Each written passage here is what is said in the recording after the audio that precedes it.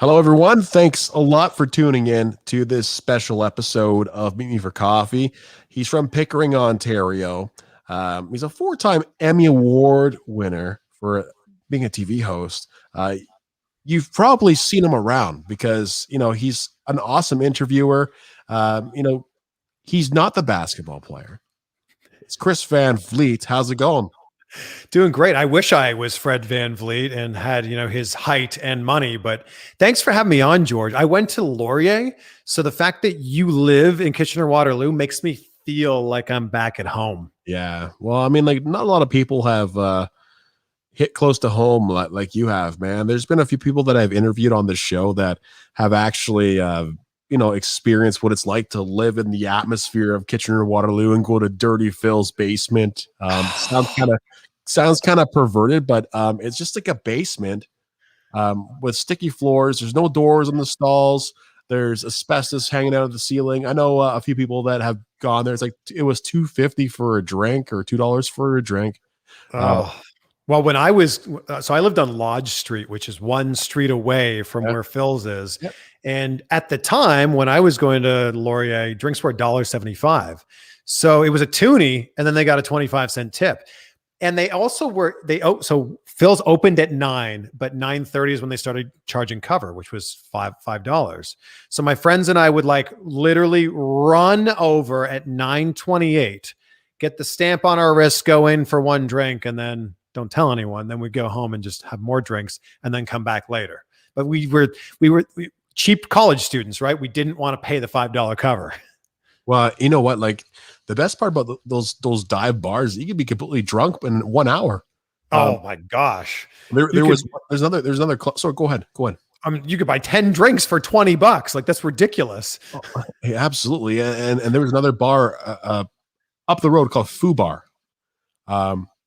This is probably like 8 years ago, and they had like a power hour. So from like 10 o'clock to 11 o'clock, it was like 2-for-1 drinks, and people just go absolutely nuts. Like the atmosphere down there is unreal. Like it's one of the best university towns, I think, in North America. Without question, because between Wilfrid Laurier University, Waterloo University, and Conestoga College, you've got 3 different types of people there that are all there for the same reason, is to like study and then maybe have a beer or 15 on the weekend. Oh, well, yeah, 15 is probably just the beginning, right? For a lot of people. Is Morty's still there? Yes, Morty's is still there. Oh, the best wings on planet Earth. Absolutely. There's a lot of cool things that have happened since you've last been here. There are a lot of student residences down there, like big apartment buildings, right? And the Asian population has come in, and they have flooded the whole university.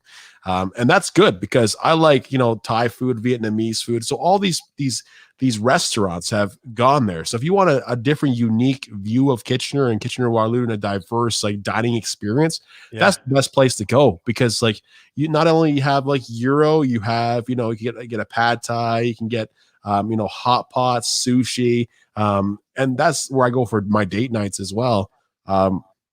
There's so much to take back from a university experience, right? And of course, there's Benny's on the corner of Lodge Lodge and Weber. I'm very nostalgic when it comes to my time at Laurier, just my time in Kitchener-Waterloo. So you just mentioning these names makes me feel like I'm right back there again. And you can't forget about taquitos at 4 a.m. from 7-Eleven. Oh man, we had pizza on our dining as part of our dining plan. Yeah. Which was just dangerous because then I ended up eating pizza 6 days a week, maybe 7, probably usually 7 actually. And that was one of the only pizzas that I remember that sold booze. It's what that's new. That didn't exist when I was there. There's a cafe that's called Williams, and they sell booze. And by the way, Campus Pizza, have you ever had those guys? Yep. Mm-hmm. You want an extra large pizza? That's the biggest pizza I have ever seen in my life. And it's the home of Blackberry, Waterloo, which is Rim. I work there as well, and what a awesome community to live in, man. And it's you've gone had a lot of strides since then, man. You've moved to Los Angeles.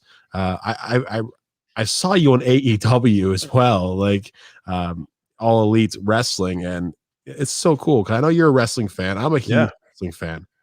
Uh, here's a good question for you. There are so many personalities. When sure. we grew up, we had, Bam Bam Bigelow, Roddy Piper, Bret the Hitman Hart, Of guys course. with awesome mic skills like Hulk Hogan. You had Sting, Yeah. Macho Man. Oh yeah. Yeah. And why is it so hard for a personality, a persona, to break out these days? Like, how come it's so hard to get over that hump? Yeah, that's a great question because we don't have the massive personalities like everyone you just named there. Like Hulk Hogan is still one of the biggest names in wrestling, and he's been doing it for almost 40 years now. I think it's just that our habits have changed, right? Like in the 80s and 90s, if you didn't watch wrestling on TV, you weren't seeing it at all. And I think the Yeah. internet really changed a lot of that. Social media has definitely changed a lot of that. So you don't need to watch Monday night at 8 o'clock when Raw comes on. And I think that that's really been the shift here. Also, they've gone to like the more realistic, I use that in air quotes, characters like John Cena and Randy Orton and Daniel Bryan. And the list goes on and on and on. I don't think that you have the Ultimate Warrior with the face paint and over Yeah. the top. It's just a different era now. I was the only kid probably in my elementary school in grade 1 that had an Ultimate Warrior backpack and him on my Oh wall. my gosh. Yes. We would have been best friends. Yeah. You know what? Like that guy was so awesome. Like his promos were killer, right? Even though he was like hopped up on something, but always sweating, man. Always sweating. As you Hulk Hogan. Hulk Hogan. And there's Ric Flair, and it just Woo. it was so interesting. It got really, really good. And I know you've interviewed Vince Russo, and you're good friends with Eric Bischoff and stuff like that. They've gone through the strides of the wrestling business, but there just isn't anything to match the Monday Night War. Yeah. And flipping between Nitro, WCW Nitro, to see who else is going to show up, who the NWO is going to go after, to seeing what the Ministry of Darkness is doing with the Undertaker and Vince McMahon, how Austin's going to show up the last minute and beat them all up, and it's not ever going to be like that because the stardom is not to that magnitude anymore. People just don't watch anymore. Not to like that we stopped watching. The diehards kept watching it, and I know Roman Reigns, like he's great, but I'm just not into it. Right? I'm not into him. Right? It's just a different era now, and I think one of the biggest things that people need to realize with wrestling, and we won't go down too far of a rabbit hole with wrestling here, but I think that people need to realize it's a television show, and the ratings on all TV shows have gone down over the last 20 years. Like American Idol, you have like 40 million people watching it. So I just think that in general, less people are watching TV, less people are watching live TV. So it's just a different era now. But if you love wrestling, as you know, George, if you love wrestling, you love wrestling. It's kind of like that scene in Step Brothers. Did we just become best friends? Oh, yep. Damn right, man. And sometimes I'm watching wrestling and my wife's in the kitchen. She's like, are you watching wrestling? Yeah, there's still a stigma for some reason. So what's so wrong about it? I try and make the excuse. I was like, I was just watching hockey, but then I just kind of flip into the channels and I saw this and it's like, you get crucified there. I think this is fake, this is stupid and whatever. It's like you just don't know. Like I had all the figures, I had I'm obsessed with this. There were girls wearing NWO shirts. Oh, and DX shirts. Yeah. I always tell people, like, whenever they say, wrestling's fake, I'm like, yeah, everything on TV is fake. Right.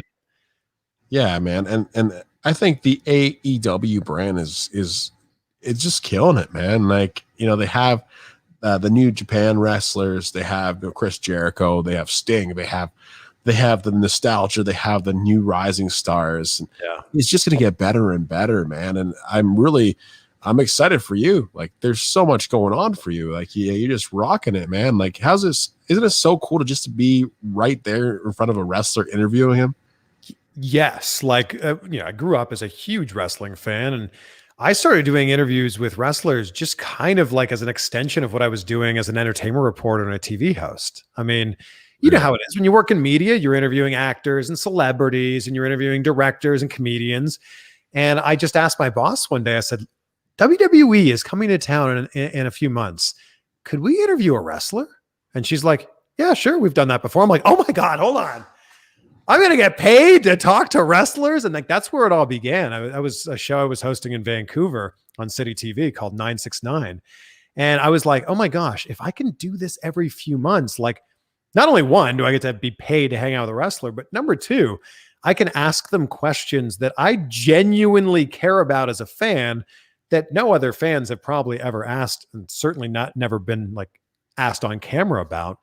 That's really where this began. And like one interview led to another, and there was kind of this snowball effect.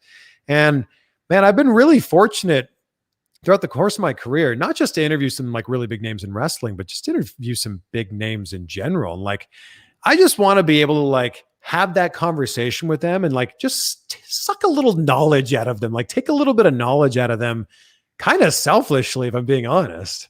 Yeah. Well, I mean, like you got to have that conversation. I think what they like about you and possibly the show is that it's just talking to them, right? You can hear in your voice and the inflection of your voice, how the way you talk to them, the way you ask them a question is genuinely a question. Like it's not the same drivel that you hear every day. Like I'm sure a lot of these celebrities, I saw one where you were with The Rock, right? Like how awesome is that? Like he knows who you are. Yeah, right? that's mind blowing to me. Like I was a huge Rock fan in high school. Like Rock was my guy. I would, George, I would ask people questions in high school just so I could be like, it doesn't matter what you think. Yeah.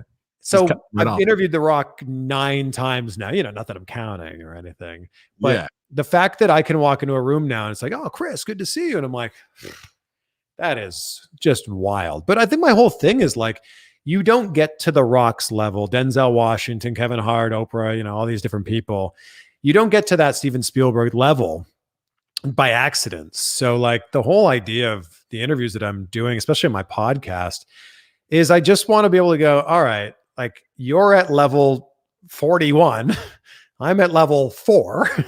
I want to reverse engineer back from where you are to where I am and just like find a path to get there. What do you like about podcasting? What do you think is this hardest thing about it? The thing I love about podcasts is we've got an endless amount of time, right? You and I are both from traditional media where the interviews I was doing for television were 4 minutes long.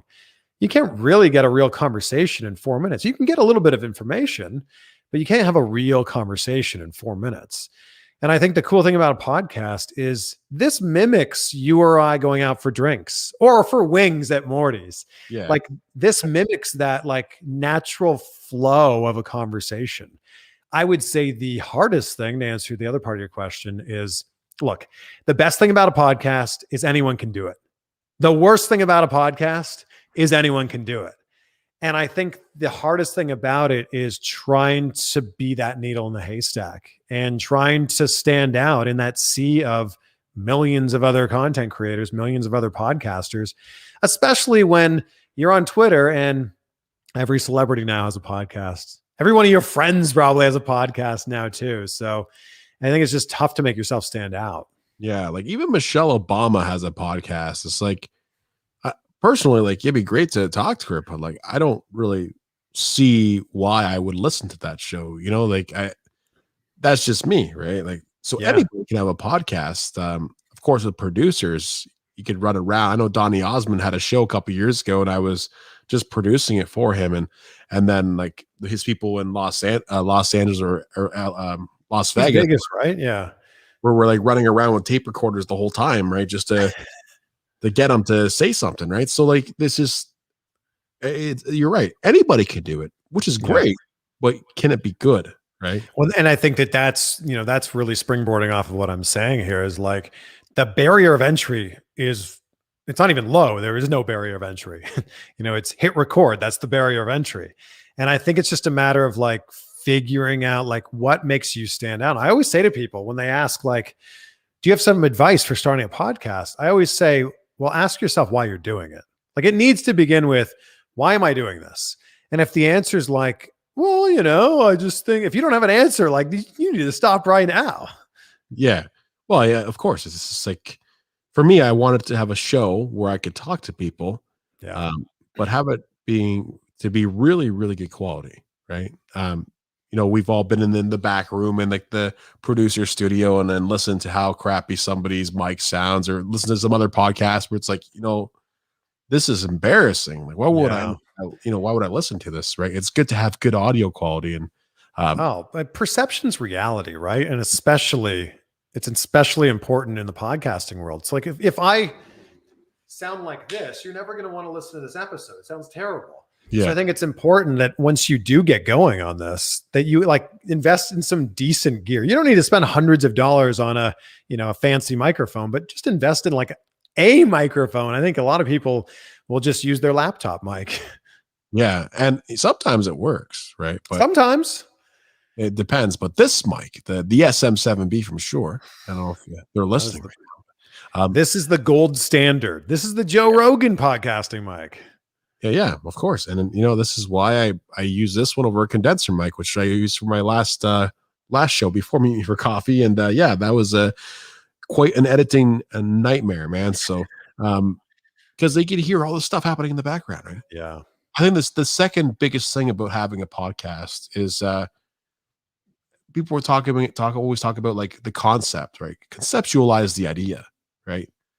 Like people want to say, hey, one guy was like, I want to do a wrestling podcast. Okay, that's great. Like that's as much as I can help you. Like you want to do a wrestling podcast, figure out what you're going to say, right? Yeah. The hardest one we spoke about off the air is the movie review one. The movie review one is the worst one. It's like, oh, well, I'm going to give you my 2 cents on fast times at Ridgeman High. It's like, well, I don't need that because that happened like 20 years ago, right? Like that's. But then you listen to this, it drags out. So anybody can have a podcast, but is it good? Like, is it like we like stuff that's right to the point, right? We like having great conversations over coffee, like we're having now. By the way, do you drink coffee? I don't drink coffee, but I drink tea. I actually brought some with me here. So yeah, like I got some here right too. I put some whiskey in my tea tonight just to.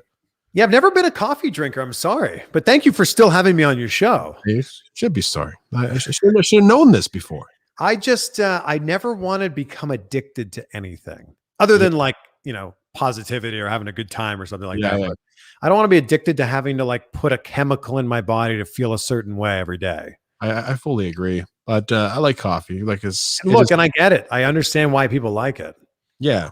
So my one friend, he has it. He just dumbs it down with so much milk cream and sugar. It's like, I mean, then he really doesn't like coffee, does he? He's like bitterness. It's like, you just ordered like 2 extra large triples from Tim Hortons, man. Like, Tim Hortons, man. You guys have that out there, don't you? I mean, not here, not in California, but yeah, there's Tim Hortons in like some of the border states. Well, what do you like about Los Angeles? Besides, I like the driving around in a car and sunglasses and a nice suit. Like I saw that Instagram video and I was like, damn it, man. The number one thing I like here is the weather. Like it's hard to argue with that. Like I'll do this in Celsius. Like the coldest it gets here is like 15. Like, wow. So that's what I like the most. But mountains and the ocean, there's a real energy here. Like people that are here chasing some sort of dream, whether it's acting or modeling or hosting or content creation. Like there's a real energy. So I've been coming to work in Los Angeles, like traveling here for like the last 10 years, but it was just finally, I just was like, you know what? I'm going to move there. I'm going to move there during a pandemic. Why not? I should have done that too, man. You still can. I know. I know a guy just moved to Miami. Like he's from here. He moved to Miami. He's an artist. Like, if you can find a way to legally work in the US, do it, man. Why not? Yeah. Well, I've been to Los Angeles many times. The food there is pristine, the atmosphere, the environment. People are running in the morning. It's like, I'm not going to run, but I'll sit on the patio and have my espresso or something like that and watch it. I feel great, right? Like, yeah. Just everybody is so into it there, and the lifestyle there. Everybody's out there going to get it and enjoying their life. Kind of like living in like on a tropical island, right? It's like everybody's there, everybody's game, right? Here in Yeah, Canada, I that's lived in Miami before this, and I was like, I don't really want. So it was my path was Peterborough was my first television market, Checks TV in Peterborough. So Waterloo to Peterborough, Peterborough to Vancouver, to Toronto. I was hosting a show called Inside Jam on Sun TV. Then so, it was Cleveland. So the thing that we have in common with all the places I just listed are, snow and cold. And then when I left Cleveland, I went to Miami and I was like, oh my gosh. Like I moved to Miami in December. I'm like, I'm going to skip winter this year. And then I went, wait a second. I'm going to skip winter every year. This is great. And I kind of decided in that moment, like, as much as I love Canada, greatest country on earth, love Canada, all my family and my friends are still in Canada. I'm not going to live somewhere cold again. I just don't want to. yeah. Why would you? Right. That is the question I ask every day. Why would you? And they wonder why some retirees are snowbirds, right? It's like, all right, well, November's coming around. I'll see you later, right? Yeah. People are still going. They're still going. Like, of course. No, I don't blame them because I wanted to leave so much. I still do. Like my first thing on my list is to go somewhere warm after all this is done. Despite if I have a vaccination or not, I will get it. I know you just got yours, your Moderna vaccine. How's your arm? It's a little sore, to be honest. I got it. I mean, I got this 3 hours ago. I got the first dose, and I just figured, look, we're all going to have to get this at some point. I think if you want to travel outside of the country, I think it's going to get to, and I don't know this, and this may, not be true at all, but I think that if you want to go to like a concert, they might go, all right, well, just make sure you're vaccinated. So Yeah.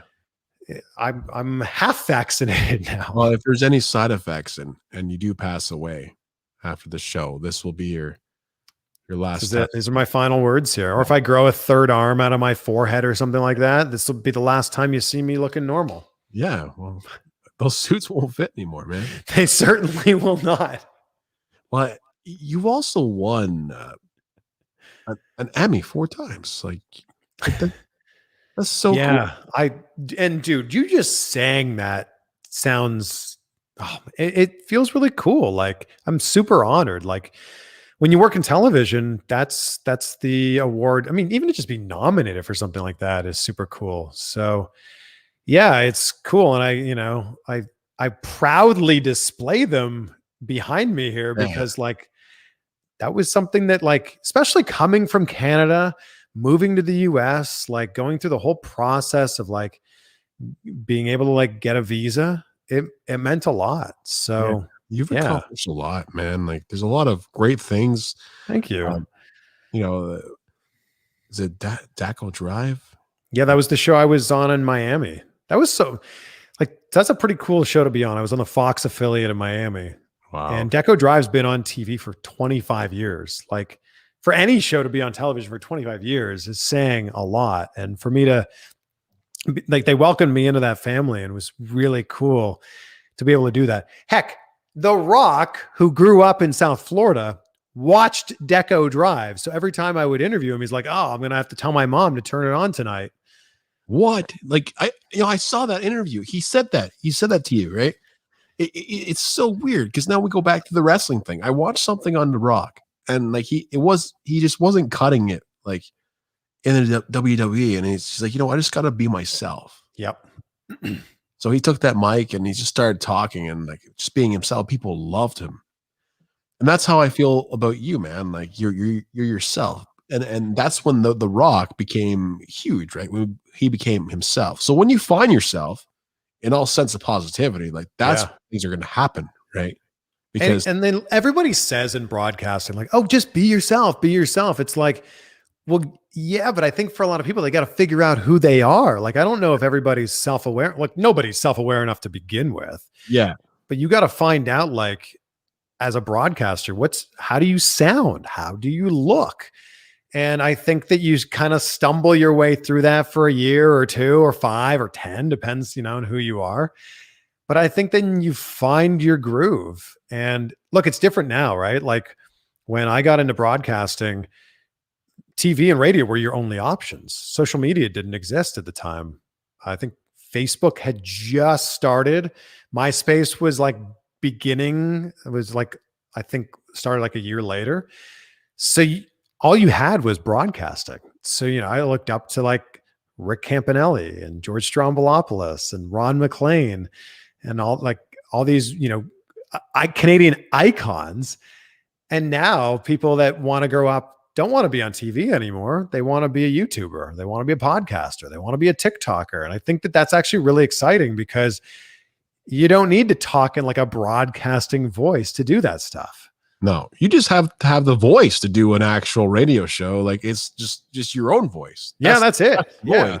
So we also grew up where like, a lot of the radio hosts in the 80s and 90s were, talking in that radio voice. Oh, look at the latest song from Bare Naked Ladies coming up in just a little bit.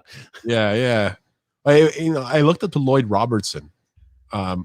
Sure. As one of the best newscasters. And I had a chance to produce some spots with him. And wow.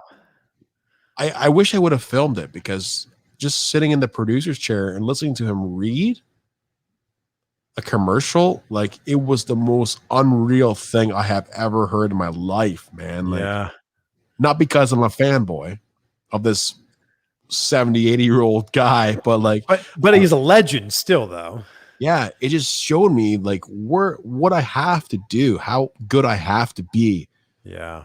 To be on the news, right? To be out there and broadcast, because he had some resonance in his voice. Is like, you can hear the drums of the Stratford summer music, and then it's all the resonance, right, from all like the consonants and going to vowels, and it's like, holy moly, like this guy, he's not just good, he's amazing, right? Like, and there are many broadcasters that have gone the whole length and they're not good at all, like from my perspective, but I do respect that, right? But there are guys that are just excellent, and that's one person that I can tell you that guy is excellent in everything he does, and that's why he stuck around so long, right? So it's just so humbling to speak to you, man, like to see somebody who's done such a great job and that's moved on from just doing a news wheel at a local. Thank you. I appreciate that.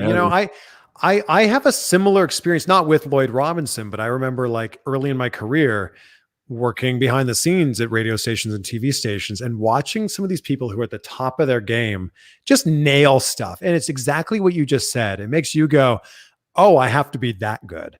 Yeah. I'll never forget, like, in radio and definitely in television, you have to do things to time. And I remember like they had to do a 15-second radio spot. No script, just off the cuff. Yep. And this host went, blah, blah, blah, blah, blah, blah, blah, blah. Do we do it? And I went, that was 14.8 seconds. Wow.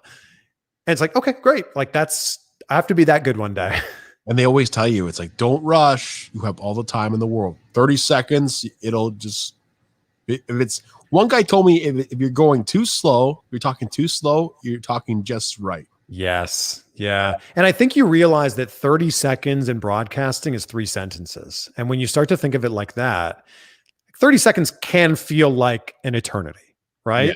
Like, if you ask someone, will you marry me? And you wait for 30 seconds, it's probably going to feel like 30 years. Yeah. But 30 seconds is one radio commercial, it's one TV commercial, and it's boom, it's done.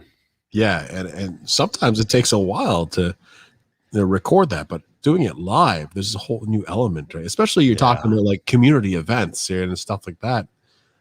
What a flashback, man. Like, finding yourself, you found yourself, man. We're still all searching for ourselves, but I think for me, it's just like, I had a real epiphany. We're bringing this all the way back. I love talking about like Waterloo, but I had an epiphany there. I had such a great time in university. But I like woke up in my 4th year. I woke up one day and I went, oh my gosh, like when this is over, I got to go work for the rest of my life. Like these next 6 months are going to be a lot of fun at school. But after that, I got to work every day, Monday to Friday, 9 to 5 for the rest of my life.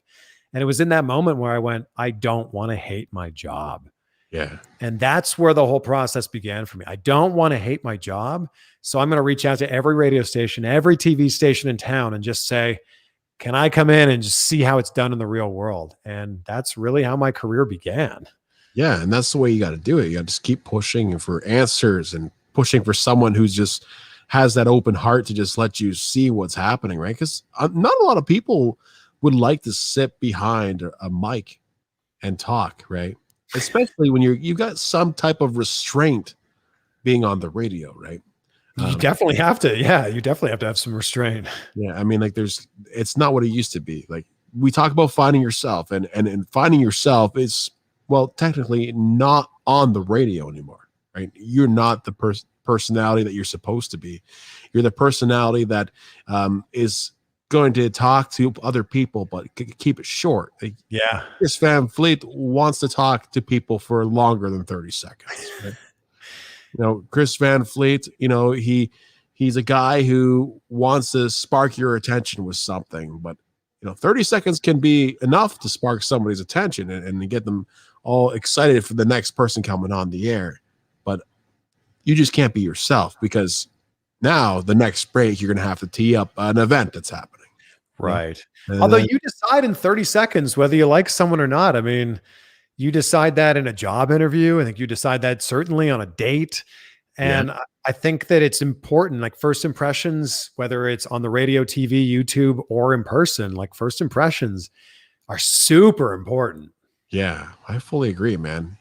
You can figure out a whole person, like everything about them in like 5 minutes tops, right? It's like, yeah, this guy. I mean, you certainly create a story in your head based on the information that they're giving you. Yeah. Whether or not you're right, that's another story. Well, now's a great time for judgment. Everyone's stuck in the house, and especially on these, right? Like as soon as the Zoom window pops up, they go, "Oh, what's in the background there? Oh, interesting. Yeah. Oh, wow." I had to put if you look at the earlier shows, right? I had like my bedroom background, so I was like, let's just get some brick behind me, man. Is that actually behind you, or is that a green screen? Oh, it's actually behind me. It's obvious. Well, it looks like a very real brick wall. Yeah. Well, I'm not going to disclose if it's a real brick wall or a fake one, but I will tell you. I think we might know the answer. Yeah. Well, one day. But it's so cool because now we're in the podcast. I talk to kids about the podcast industry, right? It's like, what's a podcast? It's like, it can be audio and it can be video. Well, since when? I thought podcasting was audio. Well, things are changing. Things are constantly changing. And I commend Joe Rogan for moving over to Spotify, even though he's just like getting pummeled by critics and people there, like, oh, this cancel culture, whatever. So I don't think he cares. Yeah. I was like, just get rid of me. You paid me anyway, right? But I think because he moved over there and now they're testing beta for like video as well. I think you can officially count video as podcasting. I think so. It's a wild, I mean, it's the video version of this audio interview. Yeah. Yeah, it's so cool. Sometimes people I want them to listen to Spotify and Apple Podcasts and whatever, but they're like, I just want to watch it. So, all right, sounds good. Right. So I've been trying to direct more people to my podcast, so I'll put the full interviews on my podcast first.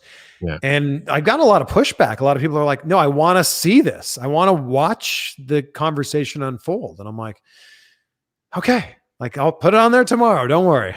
It's so cool, man. You've done so well for yourself, man. Thank you so much for being on the show. Oh my gosh. This is such a pleasure, George. Appreciate you asking me on. Cheers. Cheers, my friend. It's just coffee or tea, right? Yeah. Well, I put some Wisers in here. I found this 15-year-old Wisers whiskey on sale. Obviously, you got to go for it, right? And I know that alcohol in Canada does not go on sale very often. No. Very weird. I was like stumbling. $1 off. Oh my gosh, let's get it. This was like $10 off, man. That's huge. Wow. I was like, am I seeing this? Is this a typo? Because we're all like, all our alcohol here in Canada is like under some license board, so you have to go to a certain store for it. It's like, excuse me, is this on sale? I was like, yeah, this price, yeah. Holy shit, right? And then you pick it up. Yeah.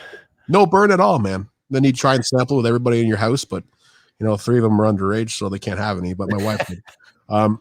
Thank you so much, man. This has been a pleasure, and I feel like I made a true friend, a local friend. And you can catch his podcast, Insight. You can check him out on YouTube as well.